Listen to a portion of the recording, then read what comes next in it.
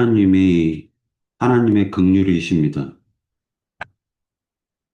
어, 창세기에서 보면은 아담이 하나님과 언약을 체결을 해요.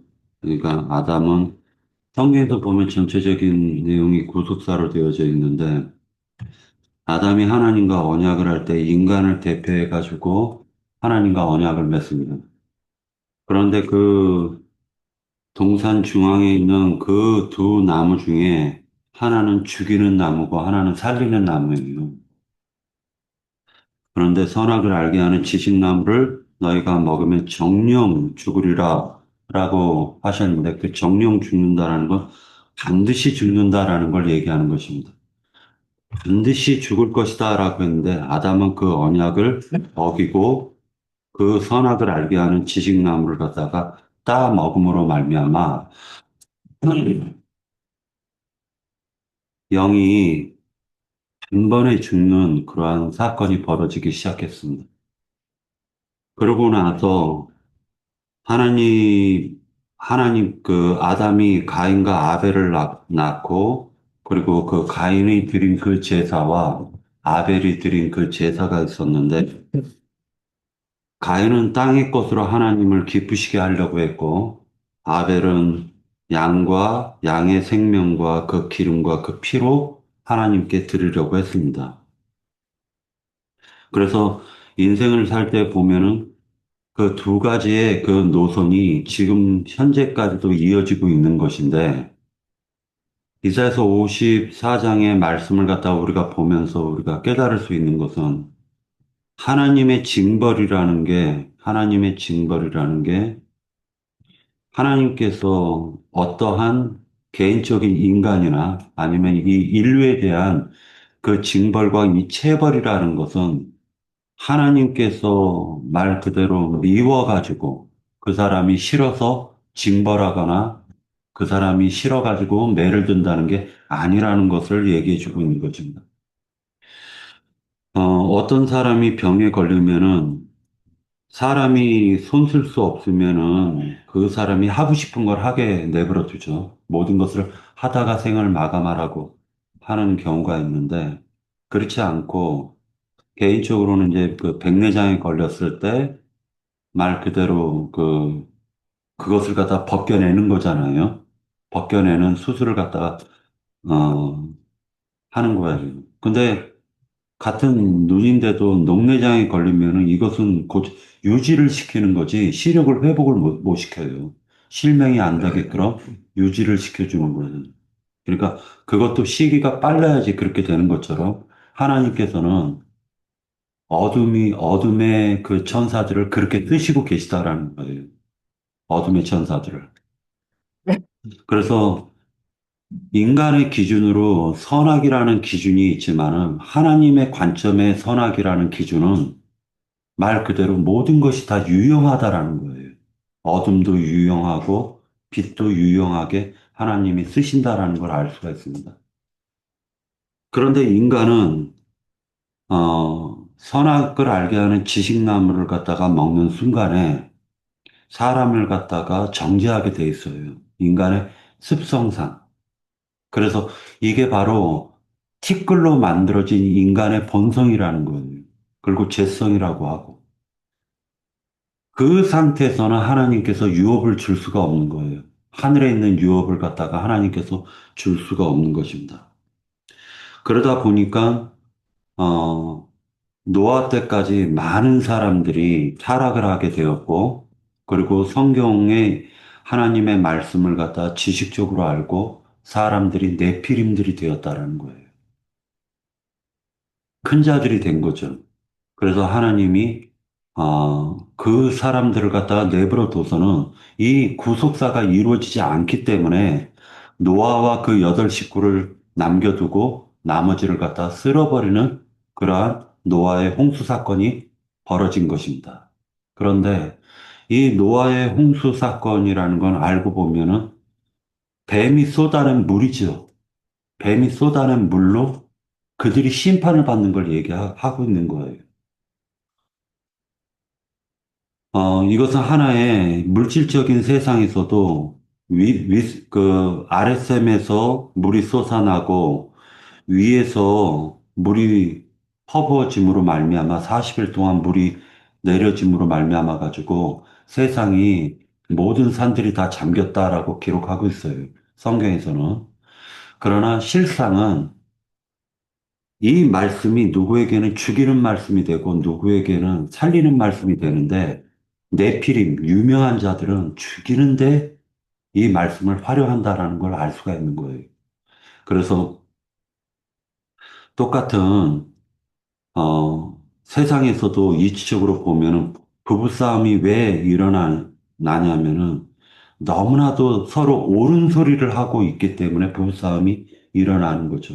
누가 예를 들어가지고 틀린 소리를 하면, 어, 일어날 수가 없는 거죠. 핑계 없는 뭐 사람 있습니까? 그만한 사정이 있어서 그런 행동을 한 것이기 때문에, 그러다 보니까 어떠한 사건을 놨을 때 아담 같은 경우도 그 핑계가 있었죠. 하나님이 지어준 그 여자 때문에 내가 이 선악을 알게 하는 지식나무 따먹었습니다. 이렇게 얘기하지 않습니까? 여기서 우리가 한 가지 알 수가 있는 게 인간은 세 가지에 약하다라는 걸 알 수가 있어요. 세 가지에 약해요. 뭐냐면은 그게 보암직하고 먹음직하고 탐스러운 것에 인간은 약하다라는 거예요. 근데 이 세 가지가 다 어떻게 돼 있냐면은요. 먹음직하고를 채우잖아요. 그러면은 사람이 추구하는 게 보암직하고를 또 추구해요. 보암직하고를 도달하자. 그러니까 채웠잖아요. 그러면 탐스러운 걸 추구하는 거예요. 인간의 구조가 그렇게 돼 있다는 거예요. 그래서 사도 바울은 그것을 갖다 뭐라고 얘기를 했냐면은, 안목의 정욕, 육신의 정욕, 안목의 정욕, 이생의 자랑이라고 했어요. 그래서 이 세 가지는 흙에 속한, 육에 속한 사람은 무조건 빠지는 함정이에요. 우리 그리스도인들도 항상 그 세 가지에 넘어갈 수가 있는 거예요. 그래서 사도 바울이 요한, 진, 요한, 요한 사도, 예, 요한 1세에 나오죠. 예, 사도 바울이 뭐라 얘기를 하냐면 이렇게 얘기를 합니다. 복음을 열심히 전하고 다녔더니 디오드레베라는 사람이 한 사람이 있었는데 그 디오드레베라는 사람은 사도 바울과 2차 전도 여행 때 동역을 했던 사람이거든요. 그래서 많은 세상 가운데서도 고난을 받았던 사람이에요. 근데 그가 으뜸되고자 하는 마음이 그 속에 있었다라는 거예요. 이 으뜸되고자 하는 마음이라는 게 뭐냐면 안목의 정욕, 육신의 정욕, 그 다음에 이생의 자랑에 걸려 넘어진 거예요. 이생의 자랑이 으뜸이에요. 그러니까 거기에 딱 걸려 넘어지니까 디오드레베는 바로 진리에서 떠나버리잖아요. 그런 것처럼 성경에서 지금 이사야서에서 말씀은 어떤 한 남편과 아내로 묘사를 해주고 있는 거예요. 그래서 하나님과 인간을 아내로 보고 그리고 특히 대표적으로 이스라엘 백성들을 남유다 그리고 북이스라엘 백성들을 아내로 보고 있는 거예요. 그리고 그 아내인 이스라엘 백성들이 말하자면은 세상의 유혹에 빠져, 안목의 정욕에 빠져, 육신의 정욕에 빠져, 이생의 자랑에 빠져가지고, 어, 바벨론의 포로로 사로잡혀 갔었던 겁니다. 그것을 하나님께서 버리셨다라고 표현한 거예요. 그런데 하나님께서는 항상 이스라엘 백성들을 마음에 사랑하고 계셨다라는 거예요. 그러니까 그냥 버린 게 아니에요. 세상에서는 남자, 여자, 특히 아내와 남편이 이혼을 하게 되면 그냥 버려진 거잖아요, 서로가. 그런데 하나님이 버리신 것은 하나님께서는 완전하게 버리는 게 아니라 그를, 그가 그 병을 고치면 하나님이 다시 받아주려고 하는 마음으로 버리시는 거예요. 마음으로. 그러니까, 호세아서에서 보면은 고멜이라는 여자로 묘사를 하고 있어요. 이스라엘 백성들을. 고멜이라는 여자가 뻐꾹 소리가 나면은 자꾸만 바깥으로 나가버리죠. 자기 그 남편 호세아는 그냥 남편으로 보이지가 않는 거야. 마음에 정처가 없어. 그러니까 뻐꾹 소리가 나면 육신의 자랑이 뻐꾹 하면은 나가. 그 육신의 자랑과 바람을 피워. 그러면은 하나님께서 호세아야, 너 다시 데리고 와라. 그래요. 그러면은 고멜을 데리러 갑니다. 그럼 고멜이 자기 친정집에 있는 거예요. 왜? 육신의 자랑인 그 마귀 남편은 바람만 피고 자기 욕구만 채우고요. 버려버리거든요. 간쓸게 다 빼먹고 버려버린단 말이에요. 그러니까 고멜이 거기서 후회를 하면서 다 있는 거예요. 그러면 호세아가 데리고 와요. 또 호세아가 잘해주다가 또 안목이 정액이 바깥에서 뻐꾹하면은 또 그게 유혹이 돼가지고 또 뛰쳐나가 버리는 거예요. 그 안목이 자랑과 또 바람을 피워요. 그러면 하나님께서 호세아야 고멜을 또 데리고 와라. 그러니까 나중에는 호세아가 데리고 가면서 투덜거리면서 데리고 가요. 그런데 데리고 와가지고 보면은 최종적으로는 이생의 자랑이 뻐꾹거리걸랑요. 그럼 거기에 또 넘어가가지고 또 팔려가는 거예요. 하나님께 불만 불평을 하면서 호세아 선지자가 왜 자꾸만 뛰쳐나간 여자를 갖다 나보고 데리고 오라고 하시냐고 하면서 간단 말이에요. 투덜투덜거리는데 이게 바로 네 백성 이스라엘이다라는 거예요. 그러니까 호세아가 그걸 깨달은 거예요. 아, 우리가 이렇게 하나님을 저버리고 있고 하나님을 우리가 이렇게 버려왔구나. 우리 한번 곰곰이 한번 생각해 보세요.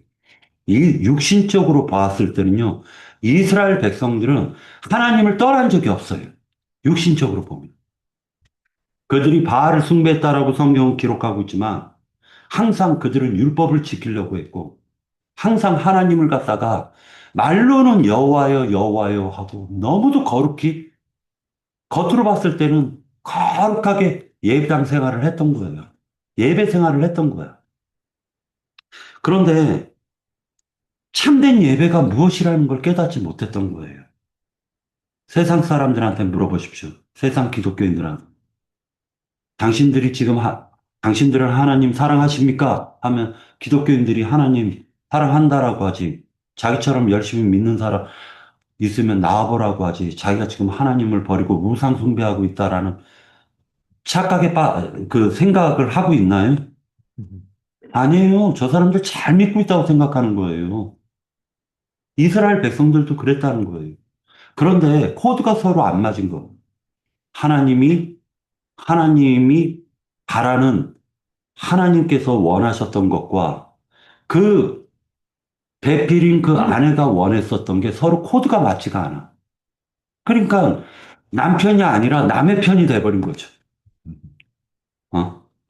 남의 편이 되니까 맨날 부부싸움밖에 더 일어납니까? 당신이 나한테 해준 게 뭐가 있어? 라고 불만 불평할 수밖에 없는 거예요.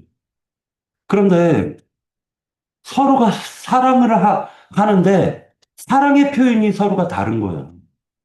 하나님께서 세상적으로도 그러잖아요. 남편과 아내가 서로 어떤 것 때문에 원인도 모르는 것 때문에 서로 다툼이 계속 생기면은 며칠간 친정집에 가는 거예요. 아내가. 그러면 친정집에 가면 그 친정집에 가가지고 있다 보면은 남편도 한 며칠 있다 보면 아내가 그리워져. 또 아내도 남편이 그리워져. 그런데 같이 있으면 싸우게 됩니다. 지금 이런 일이 벌어지는 겁니다. 하나님께서 그러는 거예요. 아, 구절 같이 볼게요. 이는 내가 노아의 홍수와 같도다. 내가 다시는 노아의 홍수로 땅 위에 범람하지 못하게 하리라. 맹세한 것 같이 내가 네게 노하지 아니하며 너를 책망하지 아니하기로 맹세하였노니라고 얘기해요. 그런데 창세기 6장에서 보면은 노아 때 어떻게 하냐면은 사람이 날 때서부터 악하다라는 걸 하나님이 알게 됐다라는 걸 얘기해요. 사람이 날 때서부터 악한 거구나. 하나님께서 그걸 알게 돼요. 인간은 연약하구나. 라는 걸 압니다. 창세기 6장을 같이 한번 볼까요? 자, 3절. 여호와께서 이르시되 나의 영이 영원히 사람과 함께하지 아니하리니 이는 그들이 육신이 됨이라. 그러나 그들의 날은 120년이 되리라 하시니라. 라고 얘기하면서 5절. 여호와께서 사람의 죄악이 세상에 가득한가 그의 마음으로 생각하는 모든 계획이 항상 악할 뿐임을 보시고 항상 악하다라는 거예요. 그걸 보신 거야, 하나님이.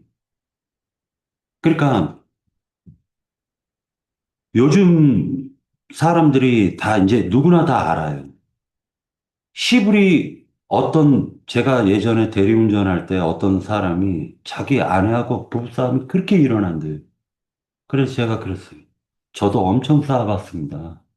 저도 엄청 쌓아봤습니다. 2년간 지옥을 살아봤습니다. 그렇게 얘기를 했어요. 근데 저희 장로 형제님이 계시는데 장로 형제님이 시브리 말에는 남성형이 있고 여성형이 있다고 한다. 그러니까 남자가 쓰는 언어가 있고 여자가 쓰는 언어가 있다는 걸 알게 된 거예요. 세상적으로도 그래요. 그러니까 솔로몬, 그러니까 샬롬을 남성형은 솔로몬이라고 하고 여성형은 술람이라고 하거든요. 이게 똑같이 샬롬이에요. 샬롬이라는 평화라는 명사를 여자가 부를 때는 술람이라고 하고 남자가 부를 때는 솔로몬이라고 해요. 그러니까 남자들은 솔로몬이라고 주장할 거고 여자들은 술람이라고 주장할 거예요. 그러니까 서로 대화가 안 되는 거야. 여성 언어가 있고 남자 언어가 있다 보니까 서로 대화가 안 되는 거예요. 그러니까 여자 남자를 가르쳐 가지고 화성인, 금성인이라고 표현하는 것입니다. 멀고도 먼데 가깝고도 멀어. 그러니까 대화가 안 돼, 이거는. 언어가 틀려. 하나님께서도 인간을 지으시고 난 이후에 인간은 본디 악하구나. 이건 뭐냐면 연약하구나. 연약하구나. 인간은 연약하구나. 그러니까 인간이 연약하다 보니까 하나님이 가슴을 넓히고 손을 벌려야지. 그리고 남자가 여자를 안아줘야지. 여자가 남자를 안아주기를 원하면 안 되더라는 거예요. 하나님께서 그걸 아신 거지. 그 인간 사회도 똑같아요. 나도 이영희 자매가 나를 안아주기를 원했는데 그게 아닌 거야. 내가 아프고 내가 힘들 때 영희 자매가 나 좀 안아주면 얼마나 좋아.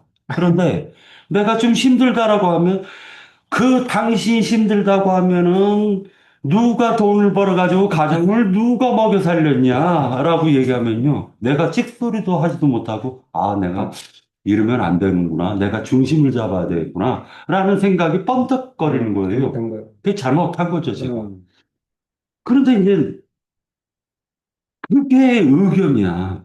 왜 좀 나 좀 안아주면 안 돼? 내 소리 조금만 들어주면 안 돼? 그런데 연약한 소리 하면 나는 당신 믿고 왔는데 당신이 그렇게 연약하면 내가 누구를 의지하냐라고 하면 할 말이 없는 거예요. 그럼 맞는 말이잖아요. 음, 참, 그러니까 하나님께서도 안기고 싶은 거야, 인간한테. 인간한테 안기고 싶어, 하나님도.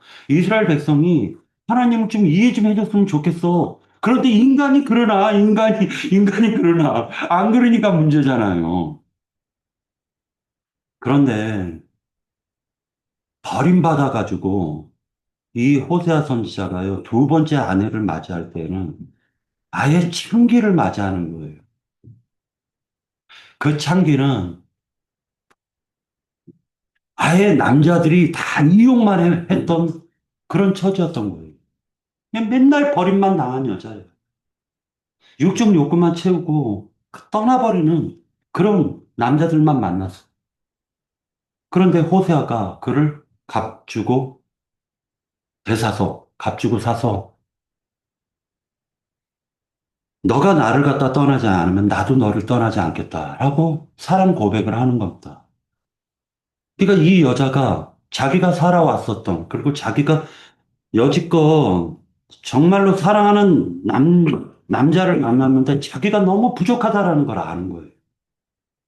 그러다 보니까 호세아 선지자가 물 갖고 와라. 그러면은 순종으로 물을 갖다 주고, 그 아내한테 이리 오시오 하면은 순종으로 다 모든 그 호세아의 말을 다 듣는 거예요. 호세아는 깨달은 거예요.